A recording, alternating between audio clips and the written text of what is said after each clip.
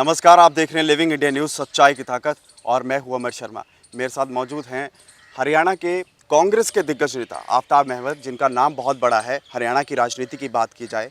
Sir, बहुत बहुत स्वागत है आपका लिविंग इंडिया न्यूज़ पर। अगर बात की जाए विधानसभा चुनावों की, 90 सीटों का सवाल है और आपका जिस तरीके से वर्चस्व रहा है, वजूद रहा है, आपको क्या लगता है कितनी बड़ी टक्कर आप दे पाएंगे?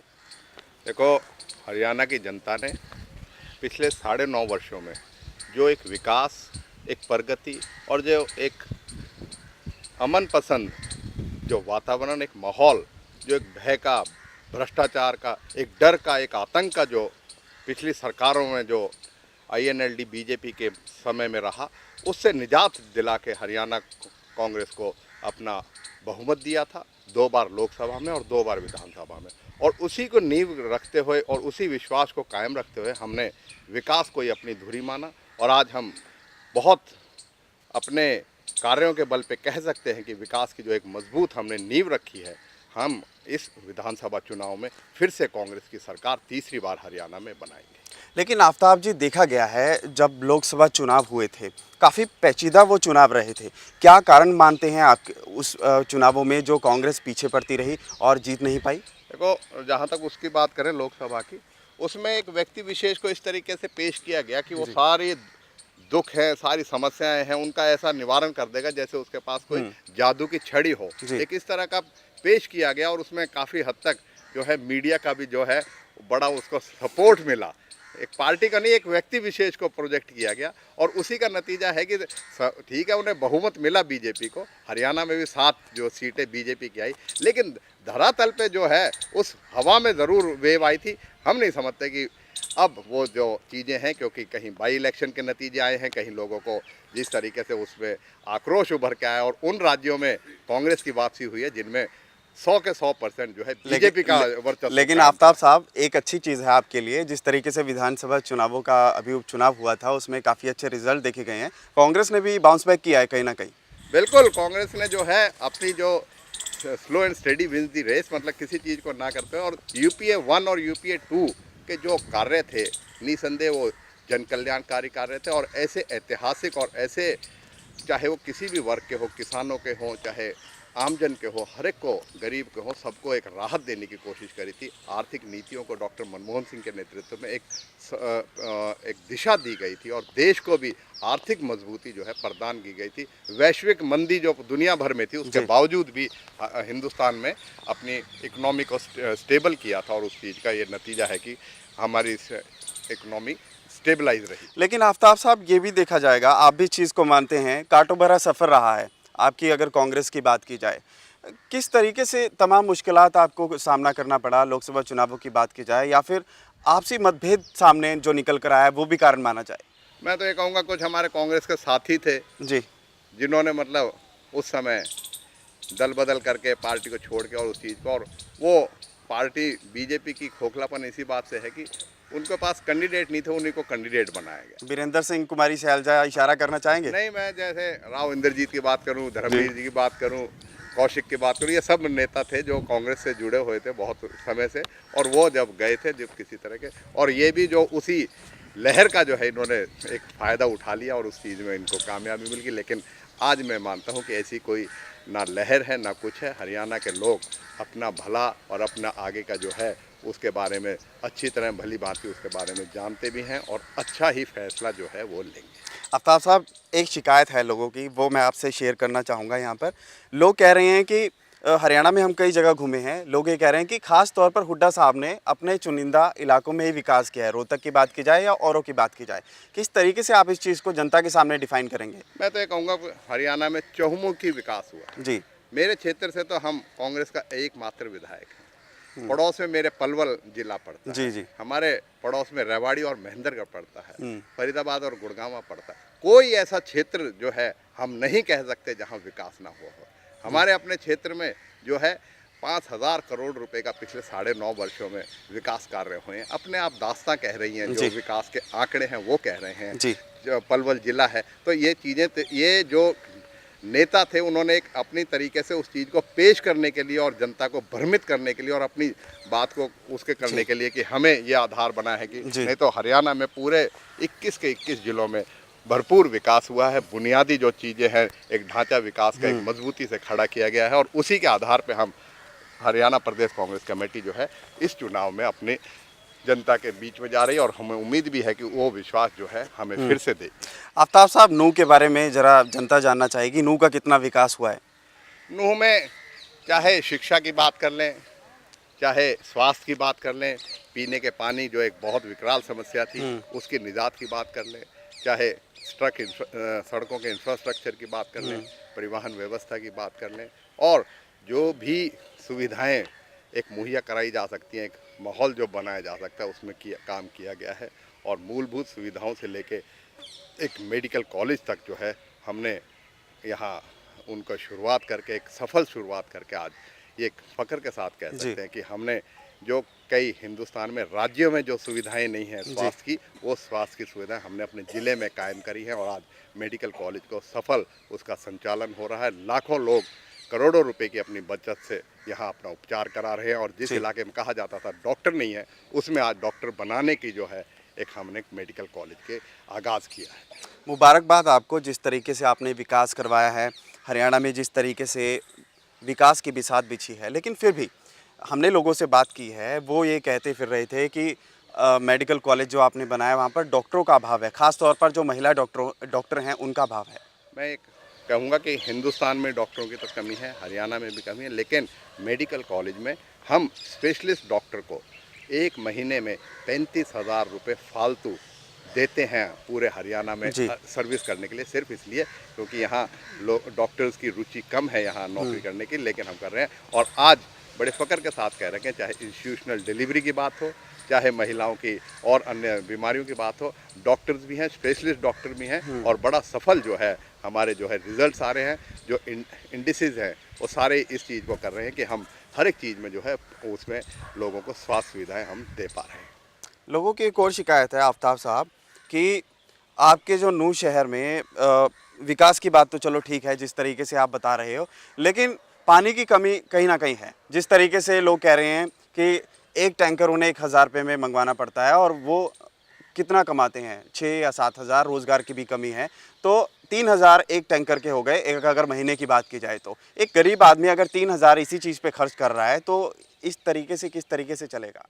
मैं एक बड़े उसके साथ कह सकता हूँ, पीने के पानी की समस्या थी जिसे हमें सफल उसका निराकरण किया है जी। नूह शहर और नूह के आसपास हम 20 किलोमीटर दूर से पीने के पानी की लाइन को लेके आ रहे हैं। हो सकता है कहीं ना कहीं कमी हो, लेकिन जो स्थिति पहले थी उससे 90-95% हमने उसमें सफलता प्राप्त करी है और ऐसी कई जगह हो सकता है जहाँ ज़रूरत पड़ती हो, लेकिन मुख्य तौर पर अभी कोई ऐसी नहीं है कि ज़रूरत कि जिसमें ऐसे हो और हम पानी को मुहैया कराने का। इसके साथ साथ नूह और आसपास के इलाके के लिए हमने 115 करोड़ की कैनाल बेस्ड बादली स्कीम जो है उसकी शुरुआत कर दी है। 6 महीने में उसका भी हो जाएगा और मैं ये मानता हूँ मेडिकल कॉलेज और नूह शहर और नूह के आसपास के जो गांव हैं उनमें पीने के पानी का हमने एक लॉन्ग टर्म जो है सॉल्यूशन किया है, जो यहाँ के लोगों को हमेशा के लिए उसके लिए एक जो है पीने के पानी से निजात दिलाएगा। जनाब, आपसे नूह की जनता रेल भी मांग रही है, कब आएगी? रेल तो हमने तो अपनी यूपीए 2 की सरकार में जब रेलवे मिनिस्टर कांग्रेस के थे तो सारी चीज़ें हमने करा दी थी। उसका सब प्रारूप भी तैयार हो गया था, सर्वे भी हो गया था, एक एस्टिमेट भी बन गया था 1200 करोड़ का। और हरियाणा के मुख्यमंत्री चौधरी भूपेंद्र सिंह हुड्डा ने अपने तरफ से केंद्र सरकार को पत्र भी लिख के इस आशय में दिया था कि आधा खर्चा जो है राज्य सरकार वहन करेगी। लेकिन अफसोस की बात है, जैसे बीजेपी सरकार आई सारे प्रोजेक्ट को ठंडे बस्ते में डाल दिया गया और अब उन्होंने साफ तौर पे कह दिया है कि नए कोई भी परियोजना जो है वो नहीं चलाएंगे। लेकिन केंद्र में भी सरकार कांग्रेस की आएगी, हरियाणा में भी कांग्रेस की आएगी और रेल की सीटी तो यहाँ बजेगी। चलो, रेल की सीटी तो बजेगी। आफ्ताब साहब ये कह रहे हैं कि रेल अगर आई तो विकास होगा, विकास हुआ तो जनता खुश होगी और कांग्रेस का राज फिर से शुरू होगा। आफ्ताब साहब, एक और चीज़ बताइए, जिस तरीके से नूह में और महिलाओं का स्तर है, घूंघटवाद अभी भी है, पिछड़ापन है और उनकी शिक्षा का स्तर है, उसके लिए आप क्या करेंगे? देखो, इसमें कोई वो नहीं कि परंपरागत हमारे यहाँ पर्दा सिस्टम भी है, हमारे यहाँ जो है उसमें है, लेकिन महिलाओं की चाहे स्वास्थ्य की, जैसे मैंने बताई, शिक्षा की तरफ भी हमने बहुत अहम कदम उठाए हैं। कस्तूरबा गांधी हमने स्कूल स्थापित किए हैं। पूरे हरियाणा में सिर्फ 10वीं तक होते हैं, पर हमने अपने इलाके में उन्हें 12वीं तक किया है। यहाँ पहली बार जो है लड़कियों का कॉलेज जो है वो शुरू की गई है। लड़कियों के लिए अलग से सीनियर सेकेंडरी स्कूल बनाए गए हैं। लड़कियों के लिए जो है जेबीटी सेंटर्स में एक रिजर्वेशन दी गई है, जिससे हमारे यहाँ की बच्चियाँ जो हैं वो पढ़ के करें।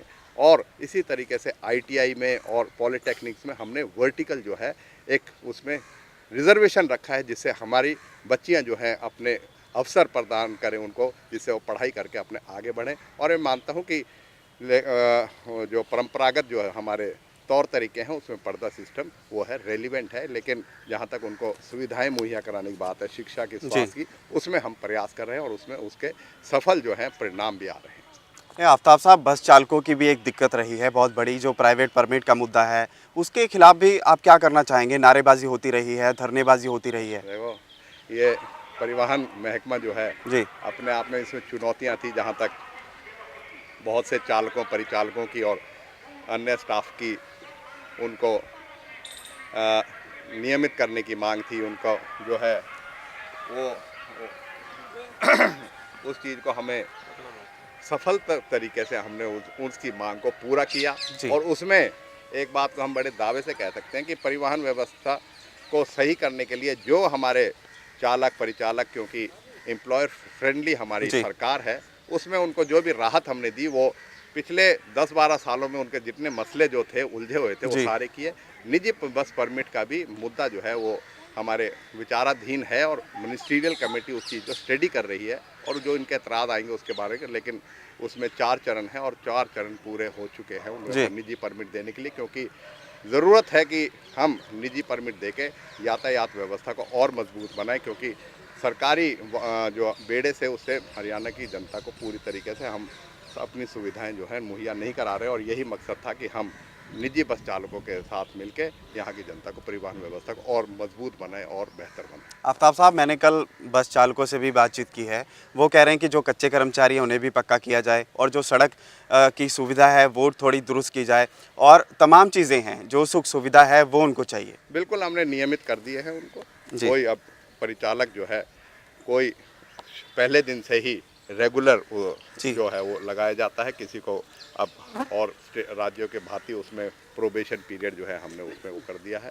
और जहाँ तक सड़कों की बात है, मैं दावे से कह सकता हूँ यहाँ इस इलाके के और हरियाणा में सड़कों का एक बहुत बढ़िया इंफ्रास्ट्रक्चर हमने कायम किया है। और उसमें जितने भी हमारी आज 13 लाख किलोमीटर जो है हमारी पूरे हरियाणा में बस जो है वो सफ़र तय करती हैं, और लाखों लोगों को यातायात जो है सुविधाएं प्रदान कर रही हैं। और 38 तरीके के हम जो है कंसेशंस दे रहे हैं, चाहे बुजुर्ग महिला हों, चाहे बुजुर्ग हों, चाहे हमारे स्कूल जाने वाली छात्राएं हों, हम सबको एक बहुत बड़े तबके को फ्री कंसेशन दे रहे हैं, क्योंकि हम चाहते हैं ये एक वेलफेयर एंगल से हम परिवहन व्यवस्था चला रहे हैं, ना कि कोई प्रॉफिट अर्निंग वेंचर के। लेकिन फिर भी यहाँ पर जो युवा लोग बाहर के क्षेत्रों में पढ़ने जाते हैं, दिल्ली, फरीदाबाद या फिर पलवल की बात की जाए, तो वो ये शिकायत कर रहे हैं कि बसों की सुविधा काफ़ी कम है, जो डिस्टेंस है वो काफ़ी ज़्यादा है, 30 मिनट या 1 घंटा उन्हें इंतज़ार करना पड़ता है, फिर जाके बस आती है। नहीं, ऐसे नहीं है। अब तो सैकड़ों बसें जो हैं वो इस तरीके के जो है हमने सुविधा दी है, जैसे कि उसमें हो। और जो सुधार जो है वो ओवरनाइट नहीं होता, उसमें बहुत करा है, और आगे जितनी ज़रूरत पड़ेगी उसे भी और करते रहेंगे, और मजबूत जो है सिस्टम को हमने कायम करी। अब आपने जैसे कहा, आधे घंटे पहले सरकारें रही हैं, पूरे पूरे दिन जो है बस नहीं आती थी, और लोग अपने निजी उसमें जो जीपों में और उसमें लटक के अपनी जान जोखिम में डाल के चलते थे। लेकिन आज हम ये कह सकते हैं बड़े दावे के साथ कि सुविधाओं में हो सकता है कहीं समय का थोड़ा बहुत 10-20 मिनट। तो आप मानते हैं चुनावी शगुफा है और लोगों का? बिल्कुल बिल्कुल, जो विकास हमने करके दिखाया है, जो एक मॉडल यहाँ पेश किया है, चाहे शिक्षा के, स्वास्थ्य के, चाहे किसी भी सुविधा की बात करें, तो उसमें निसंदेह हम ये कह सकते हैं बड़े दावे के साथ कि आज़ादी के बाद हम उस सपने को पूरा कर पाए हैं कि जो हिंदुस्तान में और हरियाणा में यहाँ के लोगों की एक चाह थी, एक उनकी मांग थी, उस चीज़ को हमने कहीं हद तक पूरा किया। और आगे भी हम इसी मुद्दे को लेकर जनता के बीच में जा रहे हैं कि हमें एक बार और मौका दीजिए, कांग्रेस को फिर से मौका दीजिए, चौधरी भूपेंद्र सिंह हुड्डा को मौका दीजिए, और जितनी जो हमने एक आगाज़ किया है विकास का, उसे हम पूरी तरीके से लोगों के फ़ायदे के लिए, और सिंचाई का पानी की बात है, जी। रोज़गार की बात है, उन चीज़ों को, उन सपनों को भी हम पूरा करें। तो और भी बातें कर लेते हैं। आफ़ताब साहब मेरे साथ मौजूद हैं। आफ़ताब जी, ये बताइए कि जैसे भाजपा कहती रहती थी कि हम तमाम चीज़ों का विकास कर रहे हैं, मोदी लहर चल रही है, लेकिन मोदी लहर अब जनता को फीकी लगने लगी है, जिस तरीके से अभी उपचुनावों का नतीजा आपने देखा है। तो कहीं न कहीं आपको लगता है कि कांग्रेस का वर्चस्व इस बार उभर कर सामने आएगा? अगर हरियाणा की बात की जाए, 90 सीटों का सवाल है। मैं ये कहूँगा, भारतीय जनता पार्टी और ख़ास तौर पे नरेंद्र मोदी ने इस तरह की बातें पेश करी, जिस तरीके से मैंने कहा कि हर एक चीज़ की समस्याओं को और उनका निराकरण जो है वो आते ही कर देंगे, लेकिन ऐसा कुछ वास्तविक था नहीं।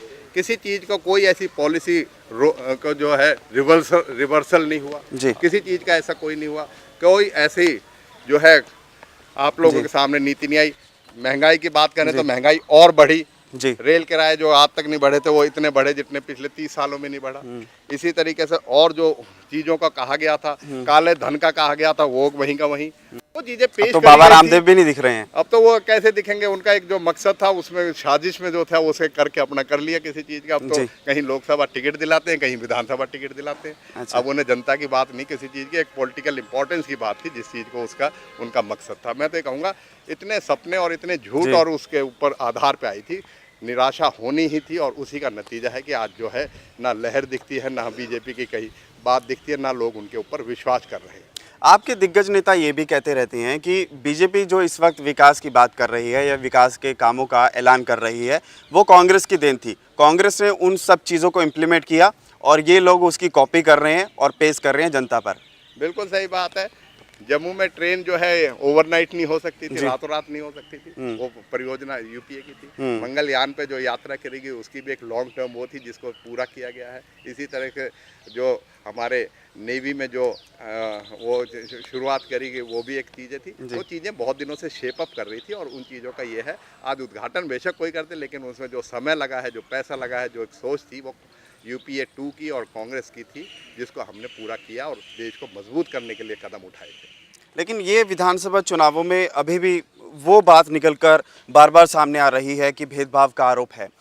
हुड्डा साहब भेदभाव कर रहे हैं तमाम दिग्गज नेताओं के साथ, इसलिए वो पलायन कर रहे हैं, दूसरी पार्टियों में जा रहे हैं, चाहे वो भाजपा की बात की जाए या फिर इनेलो की बात की जाए। तो कांग्रेस का ये वीक पॉइंट माना जाए?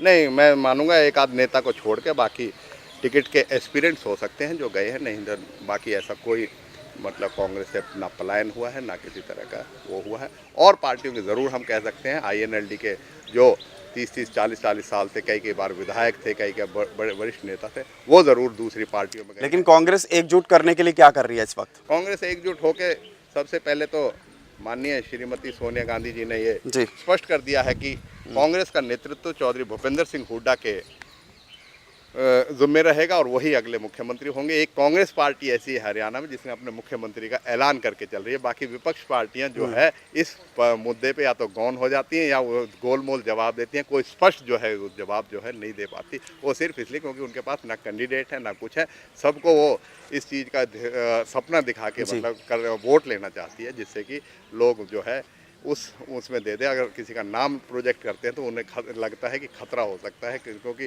पॉपुलैरिटी जो है किसी नेता की ऐसी है नहीं कि उनके पास मुख्यमंत्री के पद लायक हो।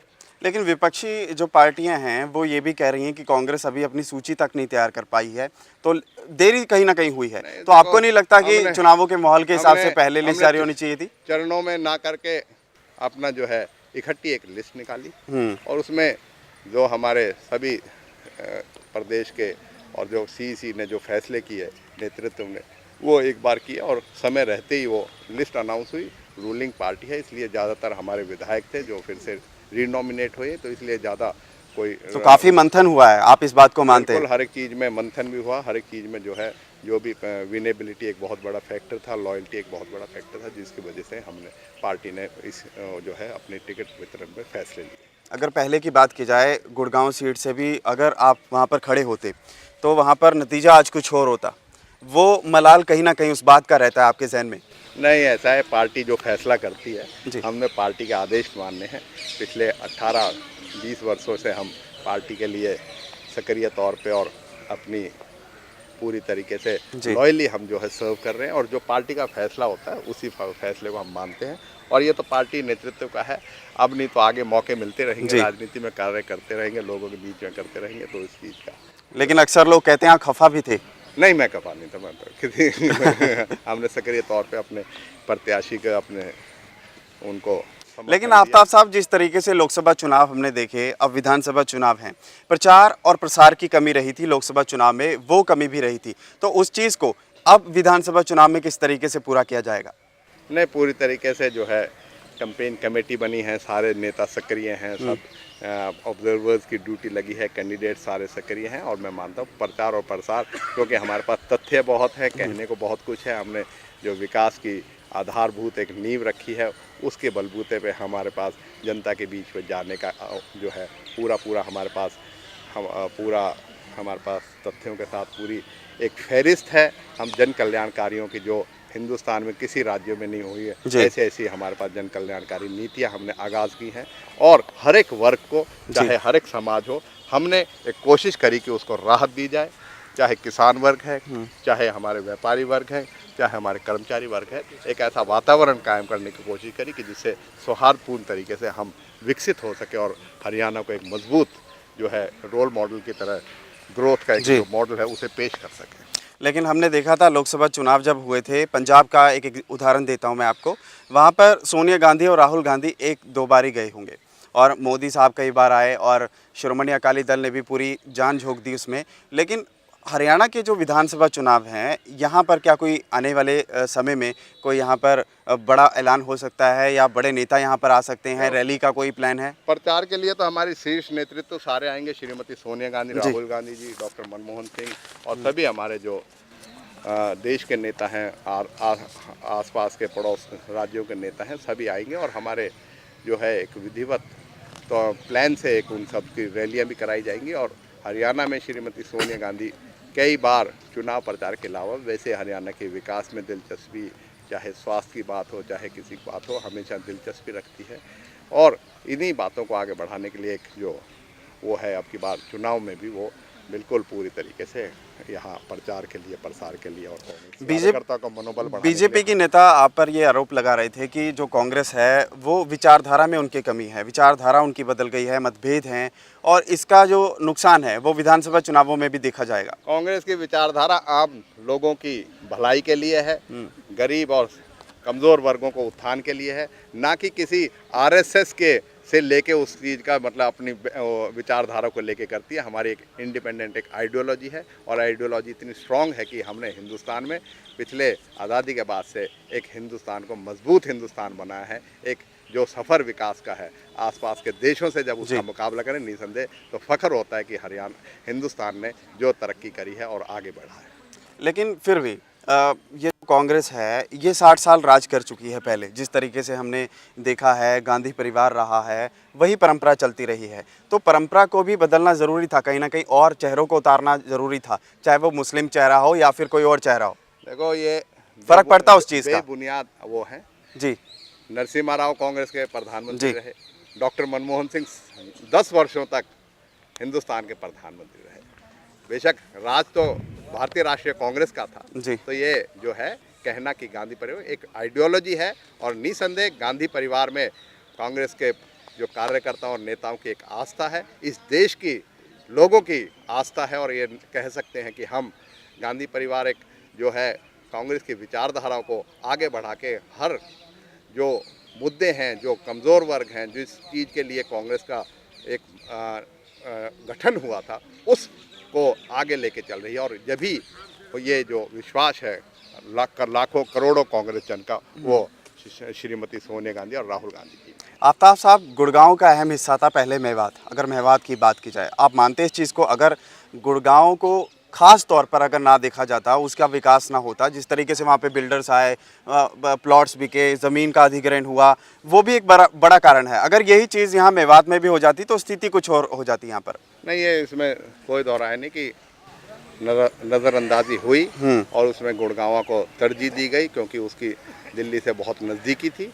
लेकिन जब से चौधरी भूपेंद्र सिंह हुड्डा ने कांग्रेस सरकार ने इसको ज़िला बनाया है, इसमें हम कह सकते हैं विकास की एक डगर और विकास का एक सफ़र जो है वो शुरुआत हो चुका है। और हम मानते हैं कि अगर हमें फिर से मौका मिला, जो कि हमें यकीन है कि मिलेगा, हम इसको गुड़गांव की तर्ज पे ही विकसित करें। और पीजीटी टीचर्स का भी मुद्दा रहा है, उनके लिए आप क्या कर रहे हैं? हमने यहाँ अपने टीचरों के लिए अलग से जो है एक मेवात का कैडर, जो जिले का कैडर वो जी। बनाया, और हिंदुस्तान में पहला ऐसा कैडर बनाया गया है जो एक जिले तक हो, क्योंकि यहाँ शिक्षक आते थे अपने तबादले के चक्कर में रहते थे, इसलिए हमने एक विशेष तौर पर उनकी भर्ती के लिए और उनका एक कैडर बना के यहाँ हज़ारों टीचरों की नियुक्ति करी है, जिससे हमारे लाखों बच्चे जो है वो शिक्षा ग्रहण करें और बुनियादी हम शिक्षा को मजबूत कर सकें। तो गेम चेंजर क्या रहेगा इस बार कांग्रेस का? गेम चेंजर यही रहेगा जो 9.5 वर्षों में विकास हुआ है और हरियाणा नई बुलंदियां छुई हैं विकास की। हरियाणा ने अपना जो एक सफ़र तय किया है उसको हम ये मान के चलेंगे, वही गेम चेंजर रहेगा। और विपक्ष जो अपने आप में जब कभी उनको मौका मिला तो उन्होंने इस तरीके का कोई ऐसा कार्य नहीं किया जिससे कि लोग उन पर विश्वास कर सकें। और ये थोड़ा पेचीदा सवाल आपसे पूछना चाहूँगा, ये वाड्रा डील जो हुई थी, कांग्रेस के कई बड़े नेता उसमें शामिल होने की बात की गई थी, हुड्डा सरकार पर भी यहाँ पर आरोप लगे हैं, उसके बारे में कोई सफाई नहीं, दीजिए। उसमें कुछ नहीं, क्योंकि सीबीआई का जो वो कोर्ट ने, माननीय न्यायालय ने उसमें किसी तरह का हस्तक्षेप, क्योंकि इस तरह का कोई ऐसा नहीं था। एक निजी इंडिविजुअल हैं और उसका सिर्फ श्रीमती सोनिया गांधी के दामाद हैं, इसलिए अपोजिशन प्ले अप करती है, ऐसा कुछ नहीं था। लेकिन खेमका का जो इतनी बार तबादला हुआ है, खेमका तो सेंसेशनलाइज करता है किसी चीज को, ऐसा कुछ नहीं है जिसकी। तो आप मानते हैं खेमका कहीं ना कहीं गलत थे? बिल्कुल, वो सारी कमेटी और उसका सारा उसके चीज़ का वो आया है और रिपोर्ट आई है उसमें। अच्छा, तो बिल्कुल आफ्ताब अहमद साहब हमारे साथ थे, कई मुद्दों पर उन्होंने खुलकर बातचीत की, परिवहन को लेकर, और यहाँ पर शिक्षा के स्तर पर उन्होंने बातचीत की। मेवात का विकास होगा, ख़ास तौर पर नूह का विकास होगा, ये तमाम चीज़ों को बता रहे थे। और हम यही उम्मीद करते हैं कि मेवात की जनता को कोई भी यहाँ पर नेता मिले, बस वो विकास करे, चाहे वो आफ्ताब अहमद हो या फिर कोई और। लिविंग इंडिया न्यूज़, सच्चाई की ताकत।